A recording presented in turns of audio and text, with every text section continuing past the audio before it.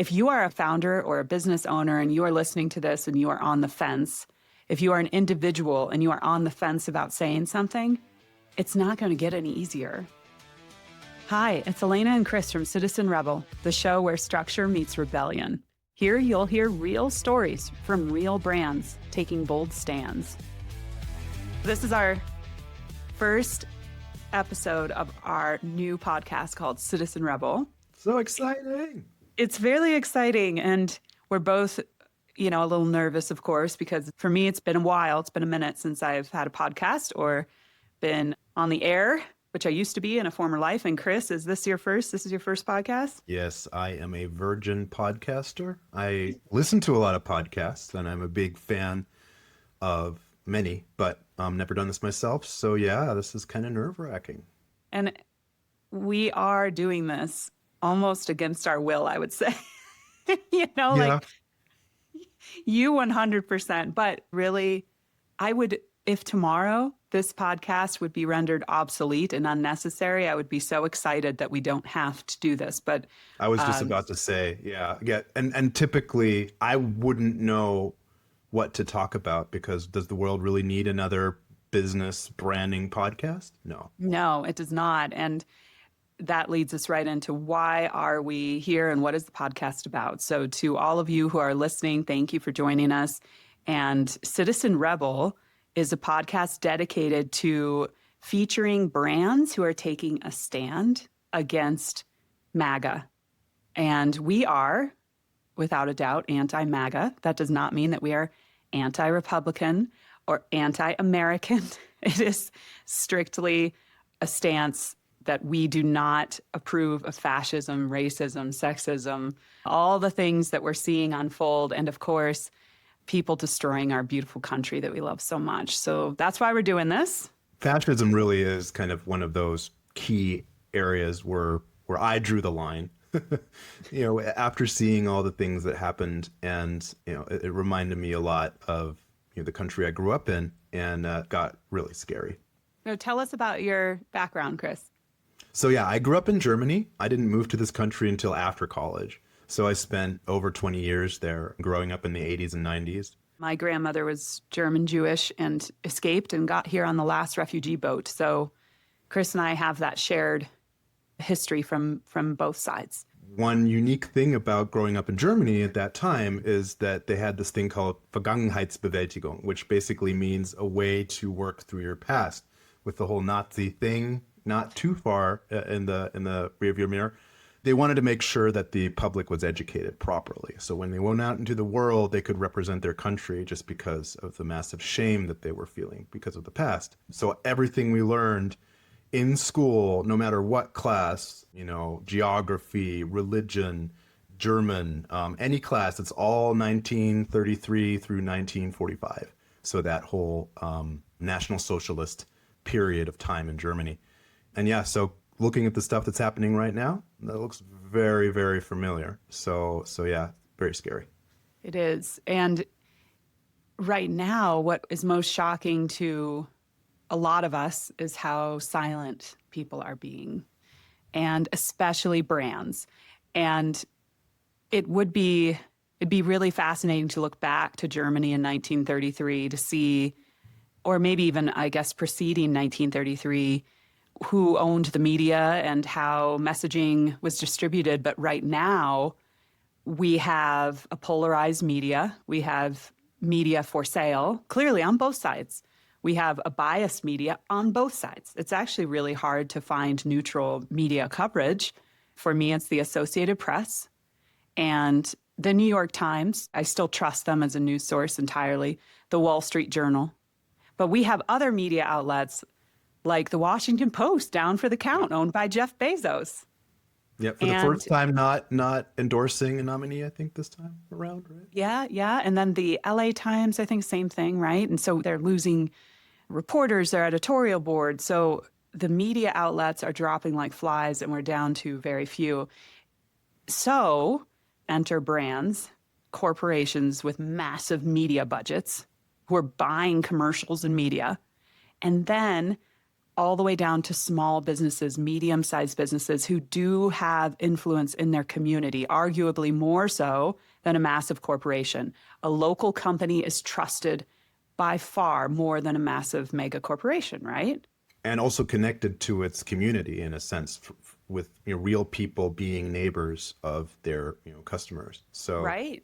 It's not as far removed and not as dehumanized as these massive corporations interact with the public.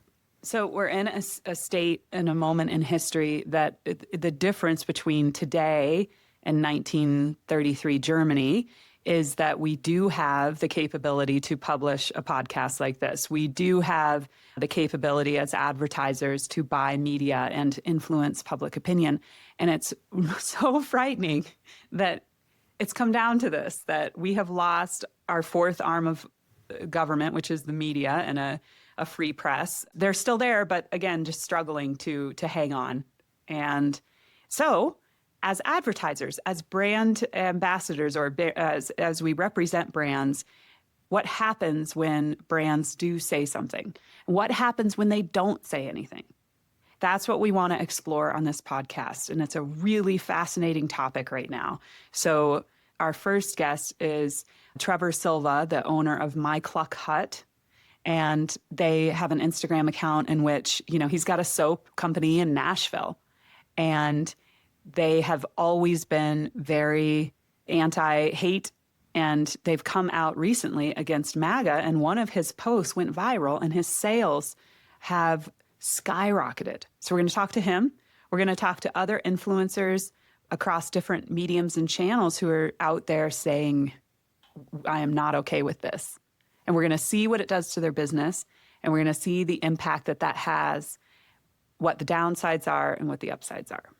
And one of the things to add, I think, is that one big difference between 1933 Germany and now is that we live in a society where, we have a free economy. We can make our decisions with our dollars, right? That's why we talk to these brands. That's why we talk to these companies, because people spending their money on specific products in specific contexts really make a difference. Yeah. Target's sales report just came out today, and it's down steadily since January when they dropped their DEI program. We haven't shopped on Amazon since January. Same. Yeah. There's some damage there to Amazon with our family not using it anymore. Well, and you're really running into the issues. I know this is a bit of a sidebar, but we were trying to get a replacement for our French press coffee maker, just the glass piece. And on Amazon, you hit the button and it's there tomorrow. We went to all these different hardware stores, and their inventory system wasn't up to date. So whatever was showing on their website, it's just we're used to this really, really well-oiled, massive machine that just makes our lives so easy. And letting go of that, it's just interesting to see how everyone else is just kind of scrambling. It's a testament, though. We're doing the same. We're driving far distances to stores to get things. We're taking our time to do that because that is a form of activism. Yes. And it's not just us. We're not alone in that. And so we know that consumers are making decisions based on brands and where they stand. How can we help as brand experts and marketers? How can we help them? How can we guide other brands and give you the courage to stand up and say something? For us, we made a proclamation on the Good Now website. Good Now is our boutique brand and marketing agency. And Chris and I made the decision back in mid-January, I think it was, to post a proclamation essentially saying, if you are a fan of fascism, racism, or sexism, or opposed to inclusivity, we don't want to work with you. We don't want to work with you. And it felt really great to do that. It felt so good. And that was the first step leading toward here we are with the podcast. If you're in need of killer branding and marketing, check out our agency, Good Now. We're dedicated to purpose-driven brands like yours. From brand architecture to websites and executive personal brand training, if your brand is ready to take on the world but not quite ready to face the world, we're here for you. Visit goodisnow.com for more. So, Citizen Rebel, let's talk about the name of the show. How do we come up with the name? So yeah, the name is based on two archetypes that are associated with both myself and Alaina. And if you don't know what an archetype is, archetyping is a really, really valuable branding exercise in which you pick one of 12 archetypes, which are basically roles, stories that have been around since the ages. It's something that goes back to, the birth of humanity itself in a sense, and it transcends cultures and countries and languages. It's these key identifying characters in stories that you will see repeated over and over again. So using those archetypes and aligning yourself with one of those, you can already tap into knowledge that people already have across the globe. So it's a very effective way to position brands. And my brand archetype is the citizen, which is all about, being one of the people, connecting on a peer-to-peer level, kind of standing against hierarchy and standing against oppression. It has a kind of a little bit of a socialist vibe to it, but it doesn't necessarily have to go down that route. I am a social democrat. As I said, I'm from Germany, but those things kind of resonate with me. And Alaina, what archetype are you? I'm the rebel through and through.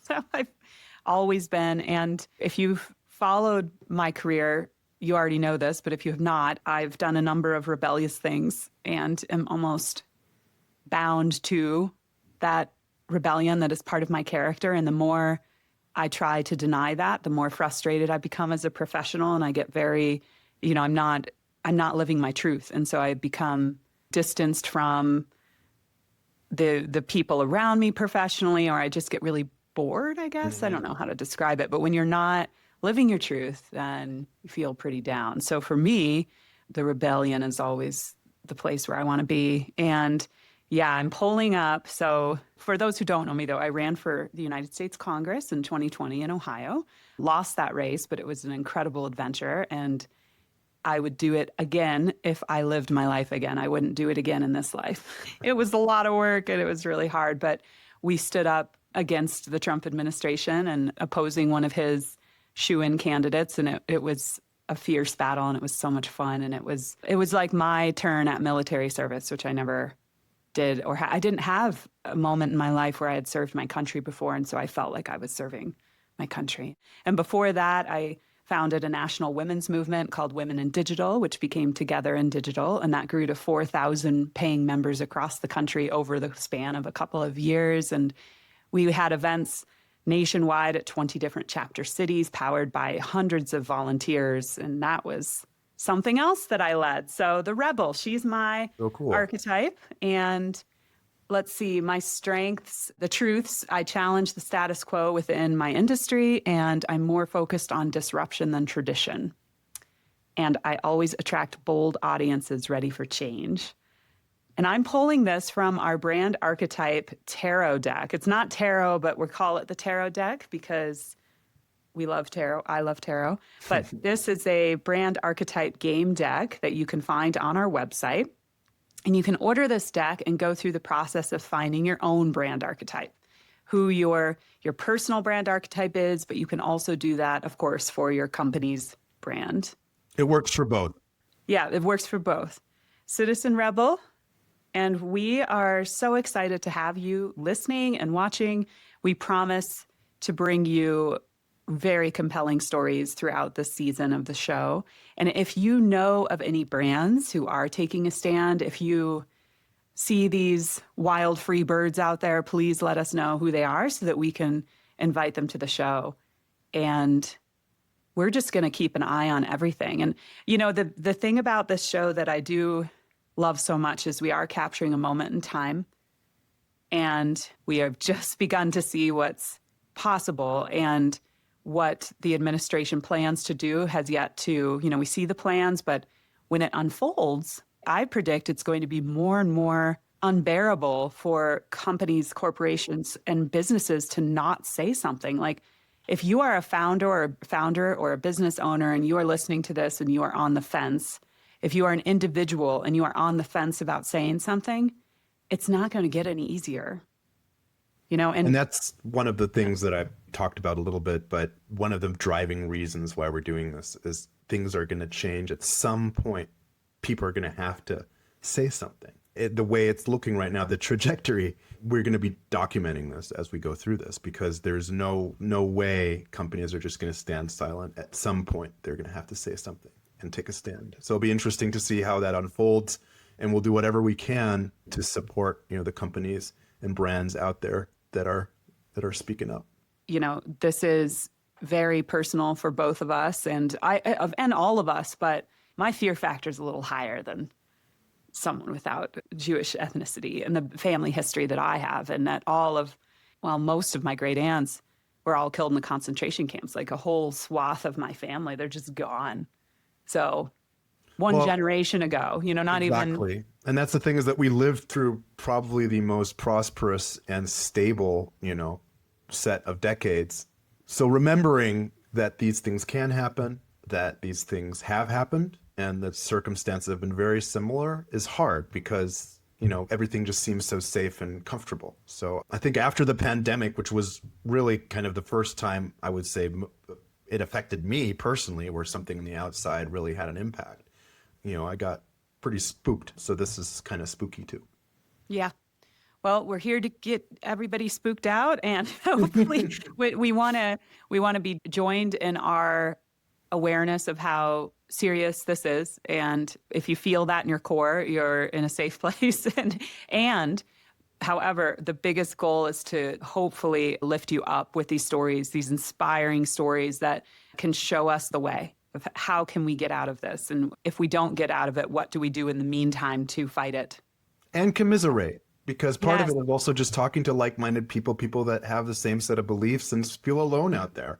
We're all sitting in our home offices, staring at screens and watching the news. Sometimes it's just good to connect with people and figure out a way that we can just, kind of get together through this. So this is part of it, I think, as well. Absolutely. Okay. Well, thanks. Thanks, everyone, for listening. Thanks, guys. We'll see you in the next episode. Thanks for listening to Citizen Rebel. If you like this episode, subscribe to the show and share it with a friend. To connect with us and find more, visit our website at www.goodisnow.com.